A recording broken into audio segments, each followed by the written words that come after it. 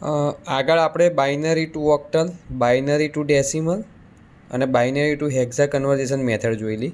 આજે આપણે octal to binary, octal to decimal અને ઓક્ટલ ટુ હેક્સાડેસિમલ આપણે જોઈશું આજે.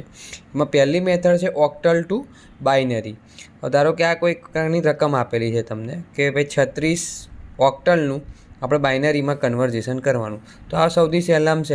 આપણે આગળ જોયું એમ 3ને આપણે કઈ રીતે બતાવી શકીએ? 0 1 1 અને 6ને 1 1 0. બરાબર, આને ભેગું કરી દેવાનું એટલે આન્સર થશે 0 1 1 1 1 0 અને અહીંયા 2 મીન્સ બાઇનરી.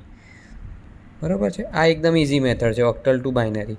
હવે આપણે ઓક્ટલ ટુ ડેસિમલમાં જોઈશું. હવે આ રીતની કોઈક આપણને રકમ આલી છે 345 એટલે 3 4 5 8નું આપણે ડેસિમલમાં કન્વર્ઝેશન કરવાનું. બરાબર, તો એના માટે તમારે શું કરવાનું? પછી 3 into 8 plus 4 into 8 plus 5 into 8 એ રીતનું પહેલાં લખી દેવાનું.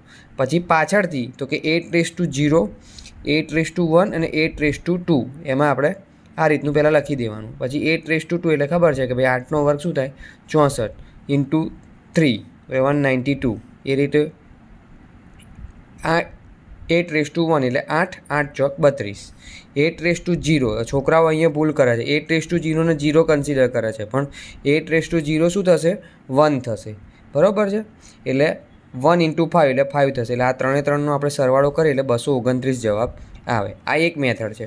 પરંતુ જો તમને પોઈન્ટમાં આપે, ધારો કે 345.536 ઓક્ટલનું ડેસિમલમાં કન્વર્ઝેશન કરો તો 345નું તમે આગળ કર્યું એ રીતે જ કરવાનું. પણ પોઈન્ટ પછીનું હોય તો એનું શું કરવાનું? તો પોઈન્ટ પછીનું આ રીતે લખી દેવાનું 5 બરાબર ઇન્ટુ 8 વત્તા 3 ઇન્ટુ 8 વત્તા 6 ઇન્ટુ 8. બરાબર.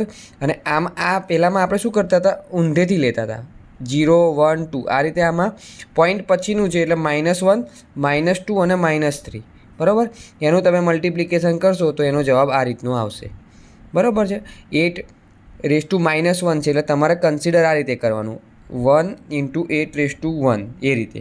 પછી 8 રેસ ટુ -2 છે તો પછી એને એ રીતે 8 રેસ ટુ -2 એટલે 1/8 રેસ ટુ 2 એટલે 1/64 કરવાનું અને પછી એને 3 વડે મલ્ટિપ્લિકેશન કરવાનું.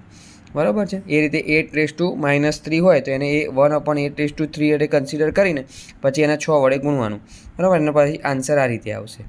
બરાબર, પછી તમે છેલ્લે આ રીતનું તમે લખી શકો કે ભાઈ આનો જવાબ શું આવે છે? 229 અને આનો જવાબ આવે છે 0.68359. એટલે આને ભેગું કરી દેવાનું 229.68359. બરાબર છે. ડેસિમલ એટલે આપણે 10 લખી દીધું. બરાબર, આ રીતે થયું ઓક્ટલ ટુ ડેસિમલ. હવે ઓક્ટલ ટુ હેક્સાડેસિમલ. બરાબર છે. ઓક્ટલ ટુ હેક્સાડેસિમલ એટલે આ રીતની કોઈક રકમ આપેલી હોય 45307 ઓક્ટલ છે, એને હેક્સામાં કન્વર્ઝેશન કરવાનું છે. એટલે આપણને ખબર છે કે ભાઈ ઓક્ટલનું પહેલાં આમાં ડાયરેક્ટ હેક્સામાં નહીં થાય, પહેલાં એને આપણે બાઇનરીમાં કન્વર્ઝેશન કરવું પડશે. એટલે ઓક્ટલ ટુ પહેલાં શું કરી દેવાનું? બાઇનરીમાં કન્વર્ઝેશન કરવાનું. એટલે 4ને આપણે 1001 લખી શકીએ, 5ને એ રીતે 3ને લખી દેવાનું, 0ને લખી દેવાનું, એ રીતે 7ને લખી દેવાનું. બરાબર. હવે શું કરવાનું? પાછળથી 4 આંકડાની જોડ બનાવવાની. બરાબર, 4ની તમે જોડ બનાવશો એટલે આ રીતની 4 જોડ બની જશે. બરાબર છે. એટલે એને આપણે પછી લખી દેવાનું કે 0 1 0 0 તો શું છે? 4 થાય. 1 0 1 0 એટલે આમ તો 10 થાય, પણ આપણે 10 લખતા નથી. એની જગ્યાએ શું લખીએ છીએ? A લખીએ છીએ. એ રીતે 8 ને 4 12 એટલે C. બરાબર છે ને? એ રીતે 7. તો આ રીતનું ભેગું કરી દેવાનું એટલે 4 A C 7 16. બરાબર. અને જો એમાં પછી પોઈન્ટનું આપ્યું હોય, બરાબર, પોઈન્ટ પછી શું આપ્યું છે? 631. તો એને પછી 631ને આ રીતે જુદું પાડી દેવાનું કે 1 1 0 0 1 1 0 0 1 અને પાછળથી 4 આંકડા એ રીતના લઈ લેવાના. આમાં પાછળથી નહીં, એમાં આગળથી લેવાના. પોઈન્ટ પછીનું છે એટલે પછી આગળથી લઈ લેવાના. એટલે 1 1 0 0 1 1 0 0. હવે ખાલી અહીંયા એક જ રહે છે તો પાછળ 3 0 મૂકી દેવાના. બરાબર છે. અને એનું કન્વર્ઝેશન કરશો એટલે આ C છે અને આ 8 છે. બરાબર, અને એને પછી ભેગું કરી દેવાનું 4AC7.CC8 16 એટલે હેક્સામાં આપણે કન્વર્ઝેશન કરી દીધું.